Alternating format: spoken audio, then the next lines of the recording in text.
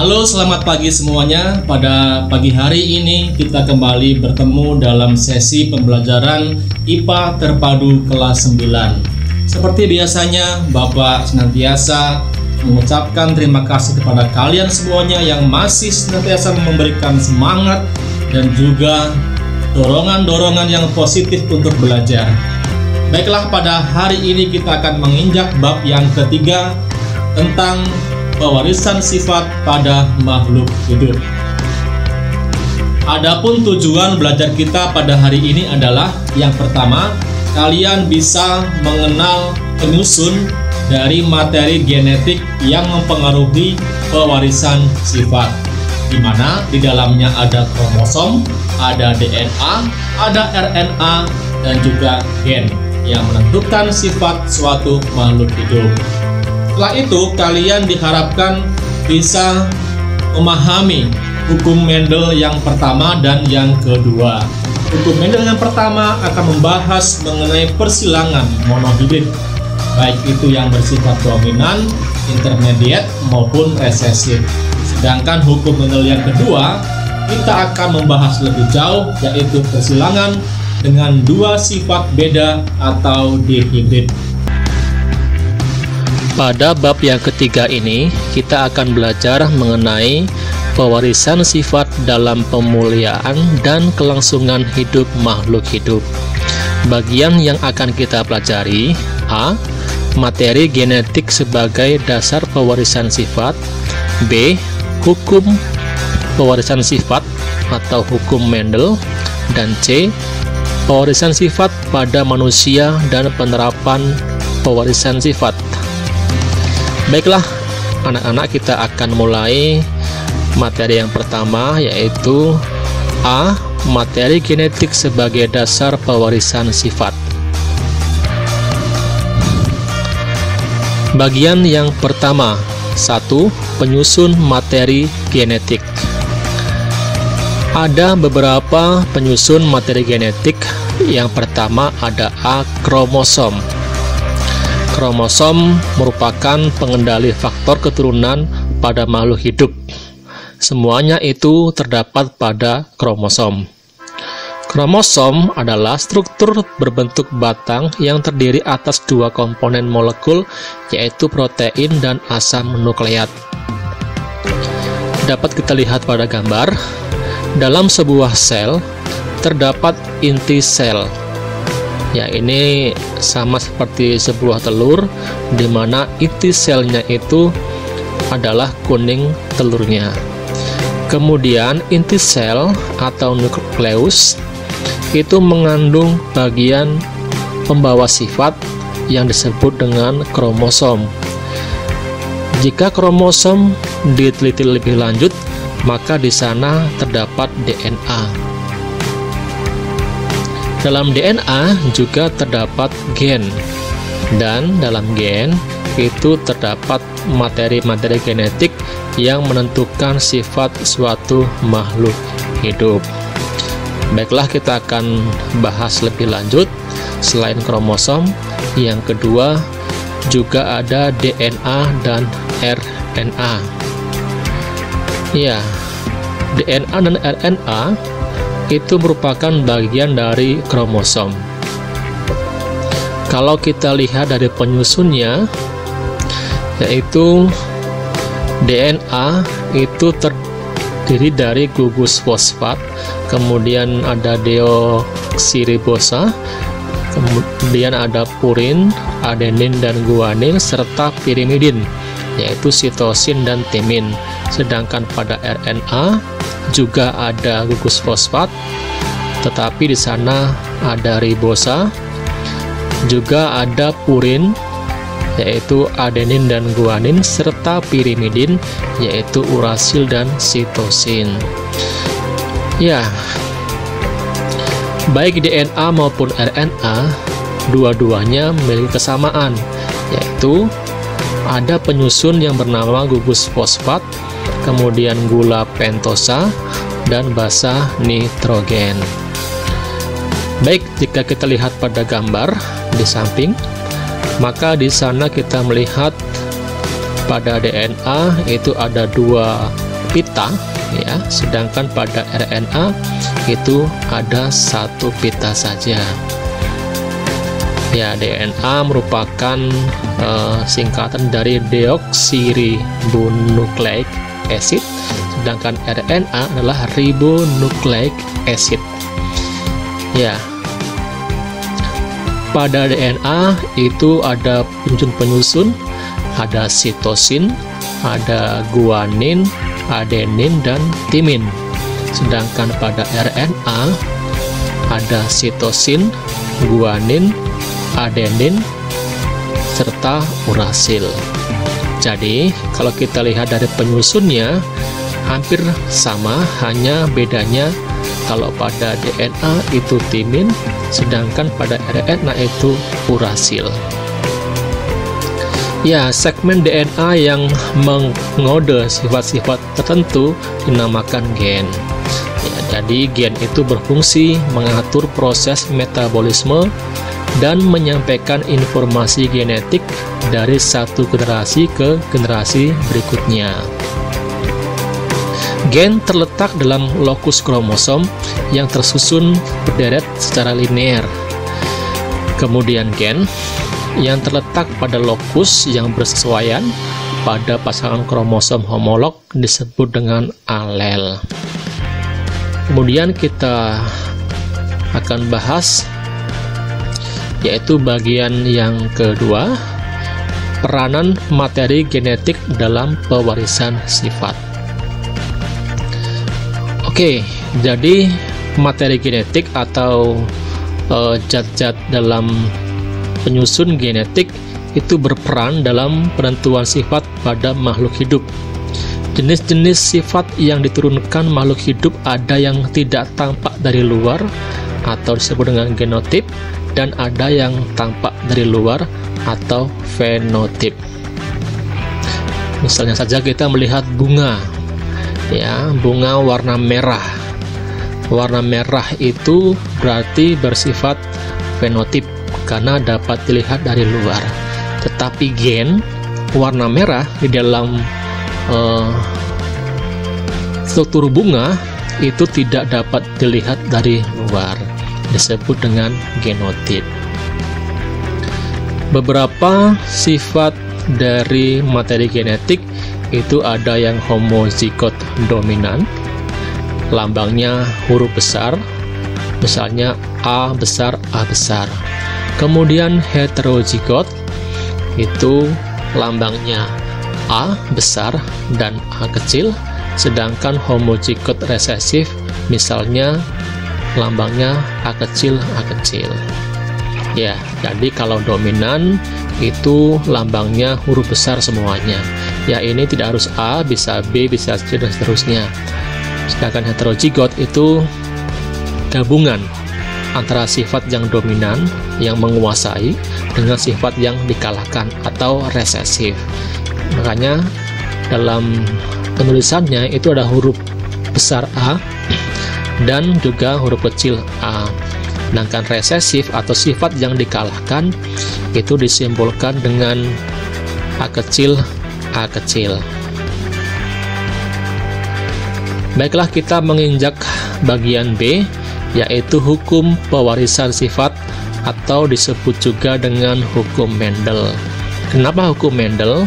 Karena hukum ini pertama kali ditemukan oleh Gregor Johann Mendel. Mendel ini juga disebut sebagai bapak genetika. Ya, ada 3 bagian dari hukum Mendel di tingkat SMP yang akan kita bahas. Yang pertama adalah persilangan monohibrid dominan, kemudian yang kedua persilangan monohibrid intermediat, dan yang ketiga persilangan dihibrid. Apa arti dan juga makna dari ketiganya? Kita akan bahas satu persatu berikut.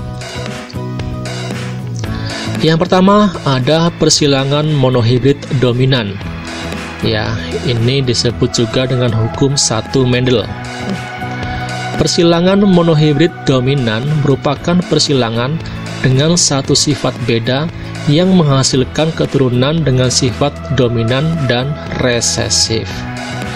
Ya, sifat beda itu merupakan satu sifat yang dapat dilihat perbedaannya. Contoh nih, ada bunga merah dan bunga putih. Ya, kalau kita lihat pada contoh, ada bunga ungu dengan bunga putih. Jadi perbedaan yang sangat kontras, yang sangat jelas ini disebut dengan sifat beda. Satu sifat beda berarti hanya satu sifat yang dibedakan, yaitu warnanya saja, tidak ada yang lainnya. Dalam contoh berikut ini,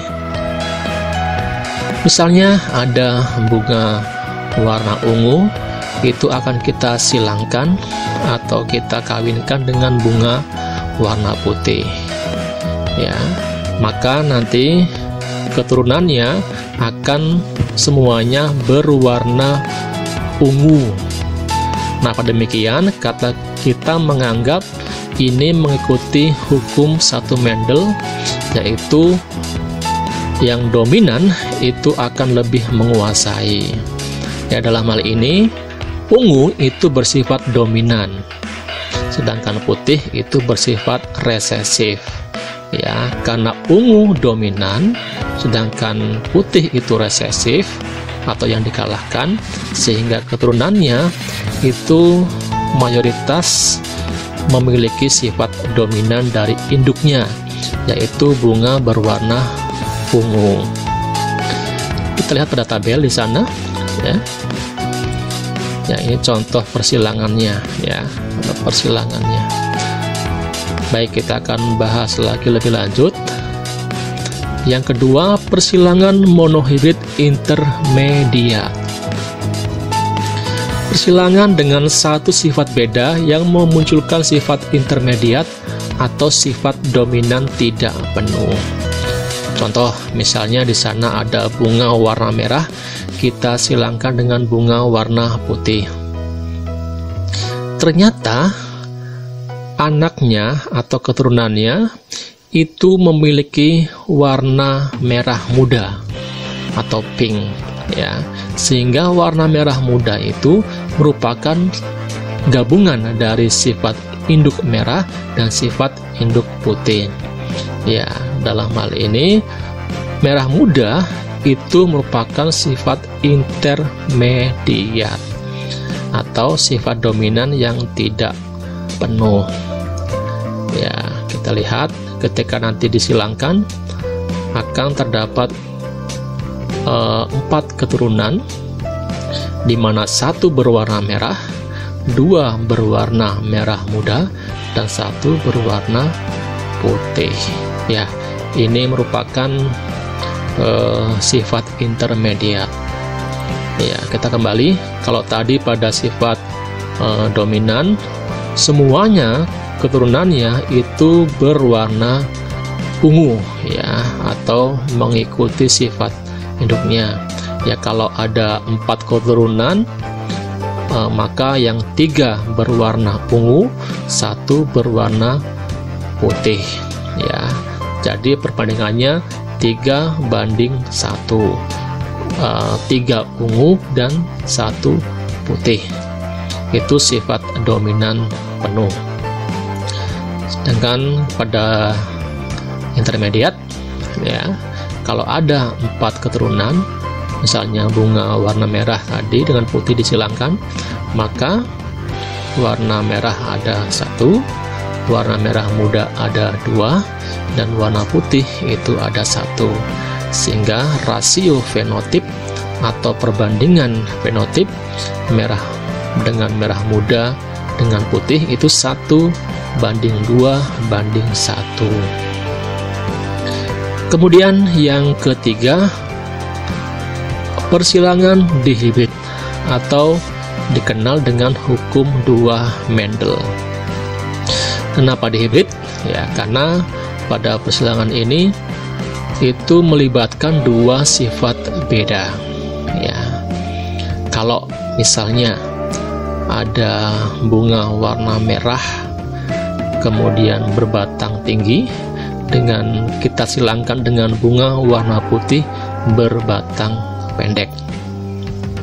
Jadi warna dan tinggi batang itu dua sifat beda ya. Jadi dua sifat bedanya adalah warna bunga dan tinggi batang. Baiklah, kita akan coba menerapkannya dalam contoh berikut ini. Ya, Mendel itu menyilangkan tanaman ercis batang tinggi bunga ungu ya, atau tanaman kacang kapri ya. Nah, ercis batang tinggi bunga ungu, A besar, B besar, B besar. Berarti ercis batang tinggi bunga ungu itu memiliki sifat dominan. Kemudian disilangkan dengan tanaman ercis batang pendek bunga putih ya, A kecil, B kecil, B kecil. Berarti tumbuhan ini itu memiliki sifat resesif ya. Kita lihat cara menyilangkannya ya. Ini ya, kita lihat di sini. Ini merupakan hasil persilangan F1, kemudian sama F1 itu disilangkan, maka diperolehlah F2 atau keturunan kedua. Jadi pada tabel di bawah ini itu merupakan hasil persilangan F2 atau penyilangan setelah 2 kali disilangkan ya, itu F2 ya. Tadi kan kalau kita lihat pada F1 itu A besar, B besar, B besar disilangkan dengan A kecil, B kecil, B kecil, maka hasilnya adalah A besar, A kecil, B besar, B kecil. Itu F1 namanya. Kemudian F2 merupakan persilangan sesama F1 ya. Tinggal kita lihat contoh ataupun soal yang akan diberikan. Nah, pada contoh ini adalah contoh F2 itu diambil dari F1 dengan F1 saling disilangkan. Setelah disilangkan pada tabel, nanti kan bisa lihat di rumah, dipelajari kenapa seperti ini. Contoh-contoh kita lihat pada gambar kolom yang keempat ya, 1, 2, 3, 4 ya. A besar, B besar, A kecil, B kecil. Jadi kalau digabungkan atau disilangkan akan diperoleh genotip A besar, A kecil, B besar, B kecil, dan seterusnya. Setelah semua yang disilangkan, maka diperolehlah rasio fenotip yaitu 9, 3, 3, 1, dan rasio genotip 1, 2, 2, 4, 1, 2, 1, 2, 1. Jadi rasio genotip itu ya tadi ya, menunjukkan warna dan batangnya tinggi atau pendek, yaitu fenotip. Sedangkan genotip adalah simbol ya, jenis simbol genetik yang kita tulis sebelumnya ya, ada A dan P. Itulah contoh dari persilangan dihibrid atau hukum 2 Mendel. Oke, untuk bagian yang C, pewarisan sifat pada manusia dan penerapan pewarisan sifat akan kita bahas pada minggu yang akan datang. Baiklah Bapak, rasa cukup hari ini. Semoga kalian bisa memahami apa yang Bapak sampaikan, dan semoga apa yang menjadi tema kita pada hari ini bisa membuat kalian semakin memahami bahwa apa yang terjadi ini di dalam dunia ini, di alam ini juga dapat kita pelajari, terutama tentang pewarisan sifat dari orang tua kepada anak-anaknya atau induk kepada keturunannya. Oke, sampai jumpa kita pada materi selanjutnya. Minggu depan kita masih membahas mengenai bab yang ketiga ini. Jangan lupa tetap semangat, jaga kesehatan, gunakan masker, cuci tangan, dan juga jaga jarak jika kalian berada di luar rumah. Sampai jumpa dan tetap semangat.